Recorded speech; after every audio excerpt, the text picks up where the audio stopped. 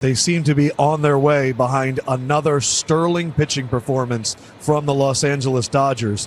The Brewers have not had an at-bat with a runner in scoring position against a Los Angeles Dodgers starter. They've led this series for 11 minutes. Two pitchers in back-to-back games go 8+ innings. We haven't seen that since 2016. It was Bumgarner and Cueto. So I'm going to start with you, Pedro. What are we watching right now? Because I don't think I've ever seen this. In fact, I know we've never seen it. Well, what I'm watching here is a very complete Dodger unit that's out there with a mission. And just like I was talking today in an interview, I said, this team, regardless of all the hype, all the money, and all the things that people want to really bring out about the Dodgers, they understand what they're into. They understand their business. They put everything aside. You know, the stardom in Hollywood, the fame, everything, where they're from, and they come to the field to play. That says a lot about the character that they have in that clubhouse and how those guys behave. They don't really pay attention to anything else but the game. Because this team, the Milwaukee Brewers, is a really good team. So was the Philadelphia Phillies. And we have seen them just take over in tie games, in any situation, playing outstanding defense. That says a lot about how professional those guys are in the clubhouse. And that goes from top to bottom. Before the game, Jimmy, you talked about the importance of not chasing Yamamoto pitches. 111 pitches, 81 strikes, and he got those guys chasing all night long. Definitely, and then we saw the first pitch of the game, their game plans to stay aggressive on a fastball. After that, Yamamoto made the adjustment, and we always talk about it.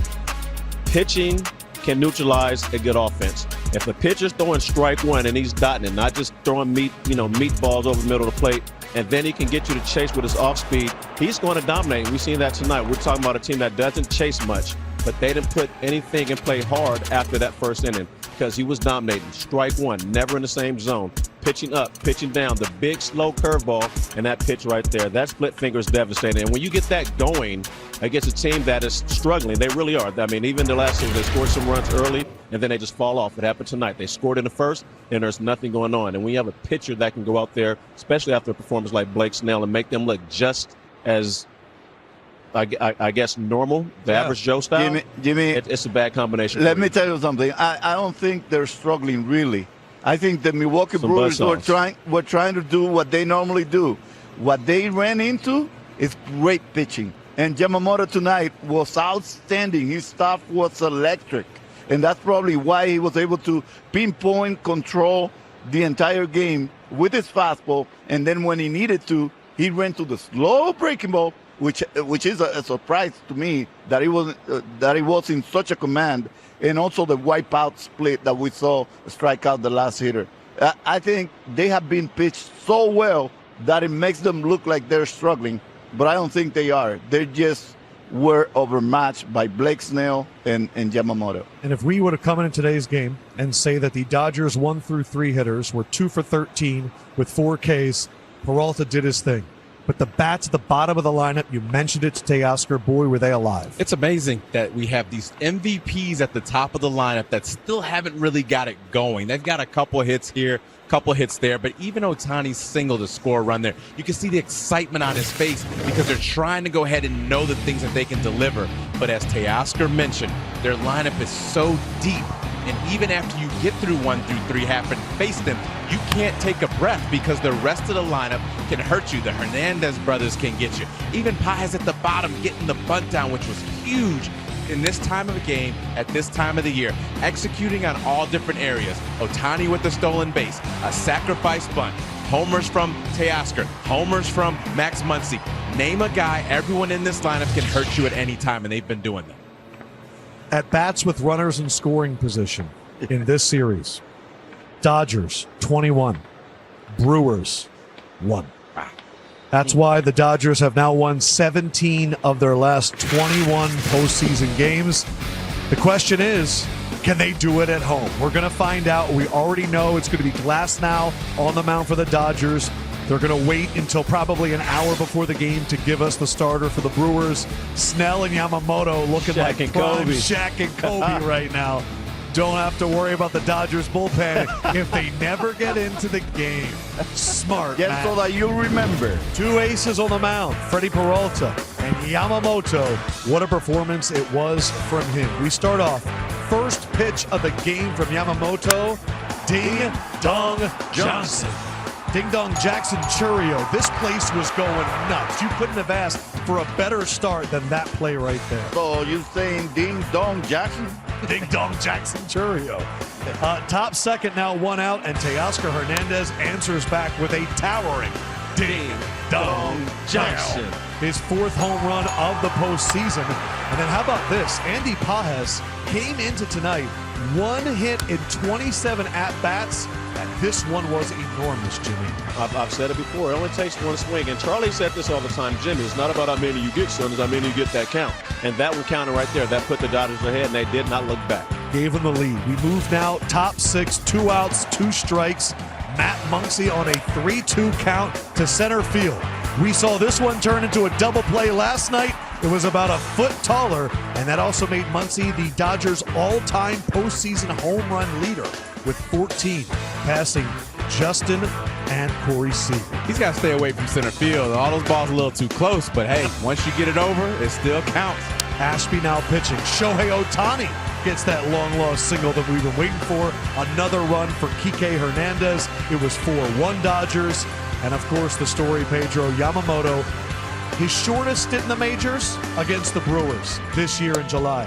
And now his first complete game in the postseason against the Brewers. But you know what? With that kind of stuff that you saw there, I'm not surprised he went from the shortest to the longest.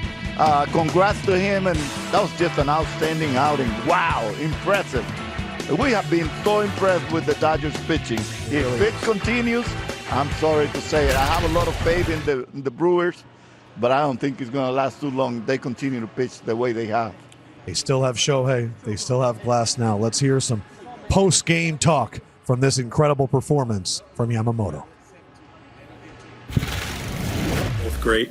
You know, both those pitchers were as dominant as 2 pitchers have been. You know, we chased way more than we've chased all year. We've been the best in baseball at not chasing. These pitchers brought out the worst in us.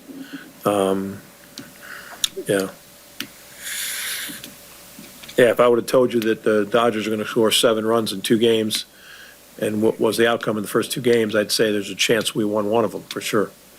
You know, our pitching is beat up. You know that. I mean, it was an emotional series with the Cubs, and then our pitching's been so we weren't as sharp. But I thought Freddie pitched well, and you know, I thought Ashby came in and did a great job. Gasser came in and did a great job. Anderson came in and did a great job. So we had some good performances, but offensively, you've got to grind out at bats, and that's what been our forte. The ball strike has been really at the core of our offensive success, and sometimes great pitching brings out the worst in you.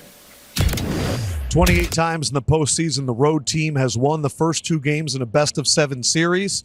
25 times that team has gone on to win, so just under 90%. Jimmy, what is it going to take for the Brewers' bats to come alive, other than they don't have to face Snell and Yamamoto for the next 2 matchups? Well, they got Glass now and Ohtani. I don't think there's any hope of them coming alive, but they can find a way to add pressure. Having good at-bats, as Murph said, they've chased a lot, and great pitching will do that for you because you're trying to get something going. Someone's trying to step up and get that big swing, which we saw early, but then nothing. They fell flat because Yamamoto made the adjustment. But if you can keep pressure on a pitcher, get them in a stretch, get runners in scoring position, eventually somebody will start to cross the plate. But if you're not even getting yourself in position and the only thing you're doing is driving the ball out the yard against this pitching staff, it's going to be a long night. And it's been tough. You know, he had less than 20 pitches from the stretch. We're trying to put pressure on. They're not drawing the walks. They're not getting the long at bats. He had less than 100 pitches going into the 9th inning. But that's credit to the Dodgers pitching staff. Doc Roberts, I talked to him when I got a chance to cover that Philly series, and he mentioned we're set up as a traditional playoff team than we've ever been before. The year before, it was all the bullpen. All bullpen. Now they actually have starters that can come out there and be called upon, and they're delivering. To have truly 4 starters ready to roll, they're unlike any other team in the postseason, and they're relying on them, and they're all coming up big. Yeah, everyone's waiting to announce their starting pitching an hour before the game. Meanwhile, Roberts is like, here's who we got for the week, so don't ask me anymore. But I don't know. This has been your Brew Crew all year, and they've been a phenomenal watch. These fans have been great, but it's looking like too tall of a mountain to climb now. Well, at this point, yes. I'm hoping that they get an opportunity to find one of those starters, maybe on a little bit weaker day than they had the last 2 days. And plus, you have to credit the Dodgers with playing great defensive games. Sure. They have come clutch when they need to. They have hit enough homers to actually make it past the Milwaukee Brewers. The Milwaukee Brewers, I think, did not execute as much as they wanted to, but with that kind of pitching, I mean, all you have to do is just say like I once said, tip your hat and let them go, because I'm not going to say other things. But tip your hat and let them go, because the Dodgers are playing almost perfect baseball, and that's very unusual at this time of year. Another thing that happens. Another thing that happens is, and Pedro knows this, and I've seen it when our pitchers got on the roll. You see that guy that threw the night before. Oh, I have to match that. It's a competition. They want to look at each other like, yeah, you did it, I did it too. And it goes on and on and on. And right now, these guys are at the top of their game. It's not like, well, I've been struggling, I'm hoping to come and back that up. It's like, no, as good as you were, I want to go out there and be just as dominant. And they've done that in back-to-back nights. And speaking of being as good as you were, could it be, and I'm going to bring it to both of y'all, the Dodgers lost 6 games out of the 6 they played to the Brewers. Yamamoto got beat up bad here. Yes, are they looking at it going, all right, y'all got me then, I'm going to try to come back and get you now? Well, I'm gonna answer first. You heard the interview for Blake Snell. He says, "Hey, they're not regular Joes to us. I'm not believing They that. beat us in the 6 regular season games, so they were well aware that they had their number during the regular season. But once again, you take the regular season and throw it out the back, and you start brand new games in the postseason. So this is what the Dodgers came to do. They're not taking them for granted or any lightly. They're coming after them.